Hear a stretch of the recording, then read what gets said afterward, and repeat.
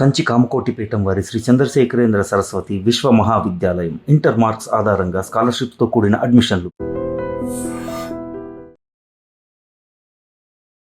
ఏడాది పాటు బంగారాన్ని కొనకండి, ఏడాది పాటు విదేశీ ప్రయాణాలని రద్దు చేసుకోండి, లగ్జరీ బ్రాండెడ్ విదేశీ వస్తువుల్ని కొనకండి.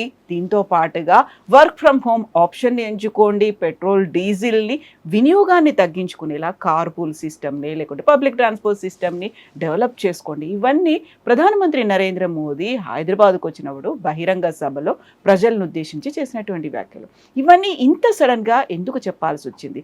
కరోనా కాలంలో ఎలా అయితే క్రమశిక్షణతో వాటన్నిటిని ఫాలో అయ్యామో ఇప్పుడు కూడా ఫాలో అవ్వాల్సినటువంటి అవసరం ఉంది అనే మాట ఎందుకు చెప్తున్నారు? ఏదైనా క్రైసిస్లో ఉన్నామా, లేకుంటే ఏడాది తర్వాత పరిస్థితులన్నీ బాగుపడతాయా? బోల్డ్ అన్ని అనుమానాలు ఉన్నాయి.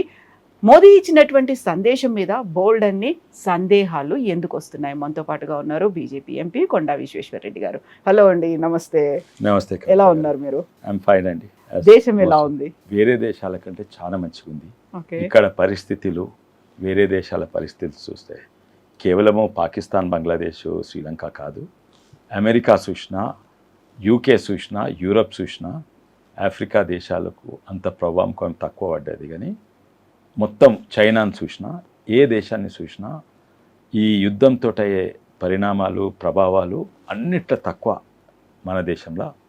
ఏకైక దేశం భారతదేశం మొత్తం ప్రపంచంలో ఇప్పటి వరకు పెట్రోల్, డీజిల్ పెరగలేదు. ఇప్పటి వరకు ఎల్పిజి కూడా సాధారణ ప్రజలకు ఎక్కువ పెరగలేదు. వేరే దేశాలలో ఆయిల్ ప్రొడ్యూసింగ్ దేశాలు ఉంటాయి, వాళ్ళ మీద ప్రభావాలు తక్కువ ఉండాలి. అంటే అమెరికా ఉదాహరణంగా సౌదీ అరేబియా కంటే ఎక్కువ ఆయిల్ ఉంటుంది, అంటే పెట్రోల్ డీజిల్. అక్కడ కూడా $4 లేదు $6 అయింది, $3 లేదు $5 అయింది. అక్కడ కూడా ప్రభావం వచ్చింది. నాట్ ఓన్లీ డైరెక్ట్ ప్రైసెస్ పెరుగుతా, ఇండైరెక్ట్లీ వేరే ఇన్ఫ్లేషన్ పెరుగుతుంది. అండ్ ఎకనామిక్ స్లోడౌన్ ఆల్రెడీ మొదలైంది అక్కడ. ఇక్కడ నెంబర్ 1 ధరలు పెరగలేదు, దాని ఇండైరెక్ట్ ఎఫెక్ట్ కూడా ఇంకా రాలేదు.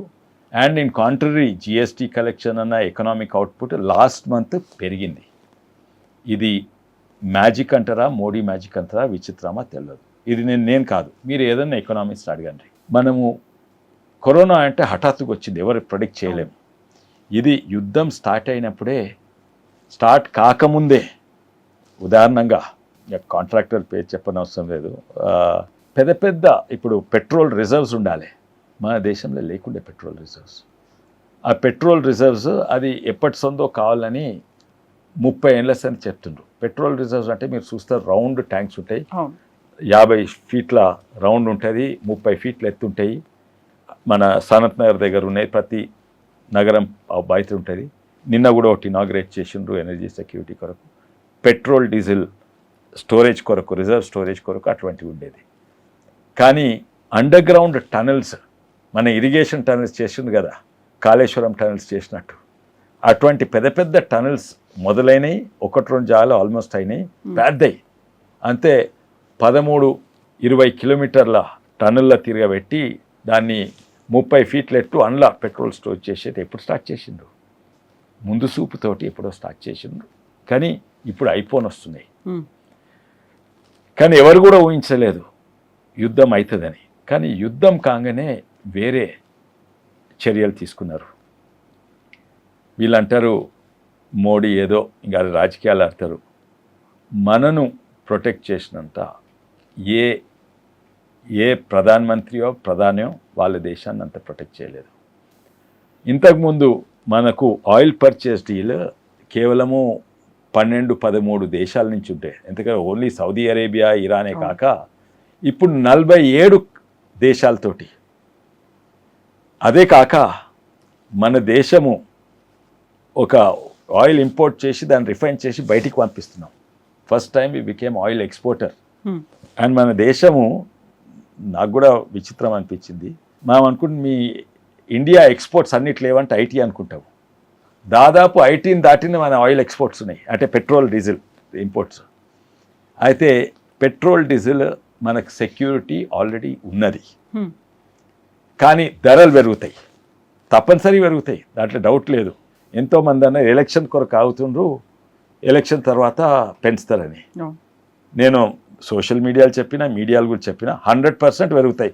యుద్ధం ఇట్లనే కొనసాగుతాయి, 200% పెరుగుతాయి. నేను పెరిగాయి ఎలక్షన్ కొరకు ఆగుతాయని లేదు. ఎలక్షన్స్ అయిపోయినాయి, ఇప్పటివరకు పెరగలేదు.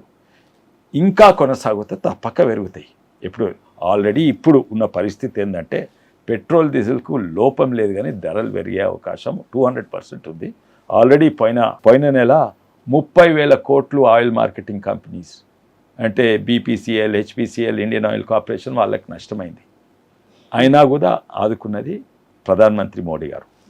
ఎల్పిజి కుకింగ్ ఆయిల్కి వస్తే దానికి మనకు పెద్ద సమస్య.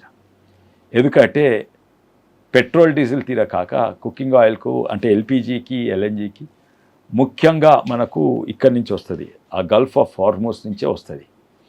అండ్ 80% అక్కడి నుంచి వస్తాయి. ఇక్కడ ఈ 17 దేశాలు అమ్ముకుంటే వేరే దేశాల నుంచి కొనొచ్చు. మనం రష్యా నుంచి కొనడం వల్ల పెట్టినాం, ఇంకా కొంటున్నాము. అండ్ అప్పుడు కూడా కొన్నాము, రష్యా నుంచే కాక ఇంకా వేరే దేశాల నుంచి. అయితే వీళ్ళు వద్దన్నా కూడా ఇరాన్ నుంచి కొంటందుకు మనం తయారున్నాం. యుద్ధం అవుతున్నా కూడా ఇరాన్ వాళ్ళకి ఇటే కాక సముద్రము మీద కూడా క్యాస్పియన్ సీ ఉంది. క్యాస్పియన్ సీ రష్యాకి అమ్ముతారు, రష్యా అట్లా వచ్చేది కూడా ప్రయత్నాలు ఇప్పుడు అవుతున్నాయి. అయితే నిజంగానే మెచ్చుకోవాలి. కానీ రాజకీయంగా ఎంతోమంది మా బీజేపీ వాళ్ళు కూడా, నేను కూడా అనుకున్నా, మోడీ గారు ఇక్కడ వచ్చినప్పుడు ఏం మాట్లాడతారంటే అసాధ్యమైన వెస్ట్ బెంగాల్ గెలిచి వచ్చినాము, నెక్స్ట్ తెలంగాణ గెలుస్తామని అనుకుంటాను. మేము అదే ఆశిస్తుంది. తెలంగాణ అన్నారు కానీ దాన్ని ఎక్కువ ప్రొజెక్ట్ చేయలేదు. అది కాదు చెప్పింది ఏంటంటే, నాకు ఇంజనీర్గా ఒక దేశం ఆర్థిక పరిస్థితి మీద జ్ఞానం ఉన్నంతగా నాకు చాలా సంతోషమైంది. నిజంగానే దేశం అభివృద్ధి కొరకు మాట్లాడుతుండ్రు. దేశాన్ని రక్షించింది అప్పుడు కరోనా టైం మోడీయే. కరోనా టైంలో ఇప్పుడేమంటున్నా, ఇప్పుడు ఏంటంటే యావత్ ప్రపంచం మీద ప్రభావం పడ్డది, కానీ ఇండియా మీద ఇంకా పెద్ద ప్రభావం పడలేదు.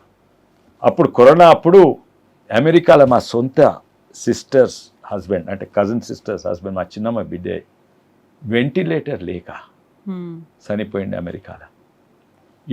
సగం ఇటలీ చనిపోయింది. అక్కడ నర్సెస్లు, డాక్టర్స్ చనిపోతుండే ప్రతి దేశం మీద. కానీ అన్నిట్లో తక్కువ ప్రభావం అనేది మోడీ గారి మీద. ఎంత ఎక్కిరిచ్చిండ్రు, అది బాసనలు పట్టుకొని టంగ్ కొడితే పోతుందా? అందుకే పోయిండు. ఫస్ట్ ఏంటంటే ఒక నాయకుని ఒక ఎక్స్టర్నల్ పెద్ద థ్రెట్ ఉందనుకోండి, దాని ప్రభావం ఎంత ఉంటుందో తెలియదు, ఎప్పుడు ఉంటుందో తెలియదు. కరోనా అయితే ఎక్కడి నుంచి వస్తుందో తెలియదు. ఇదన్నా తెలుసు కొంచెం, ఇది ఓన్లీ పెట్రోల్, డీజిల్, ఎల్పిజి మీద ప్రభావం, దానివల్ల ఇన్ఫ్లేషన్ వల్ల ఎకానమీ స్లో డౌన్ అయితే. కానీ కరోనా అయితే హార్ట్ మీద వస్తుందా, ఇది వస్తుందా, మొత్తం సరి. అటువంటప్పుడు ఫస్ట్ ఏం చేయాలో నాయకుడు అందరినీ ఒక తాటికి తీసుకురావాలి.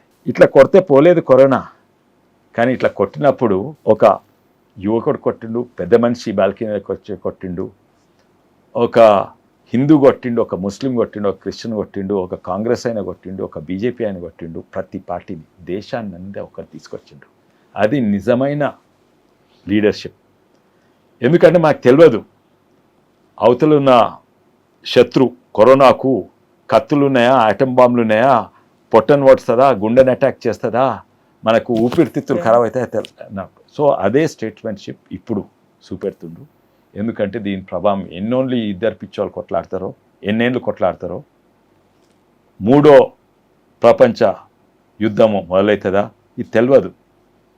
అయితే ఇటువంటప్పుడు నిజంగానే ఒక స్టేట్మెంట్షిప్ చూపెట్టిండు. నేను రాజకీయంగా తొడలు కొట్టుకుంటే నేను బెంగాల్ గెలిచి వచ్చినా, ఇది గెలిచి వచ్చినా అని చెప్పుకోలేదు. ఇది నిజమైన భారతీయుల కొరకు, ఇది తెలంగాణ కొరకే కాదు, మొత్తం భారతీయులకు చాలా మంచి చెప్పిండు.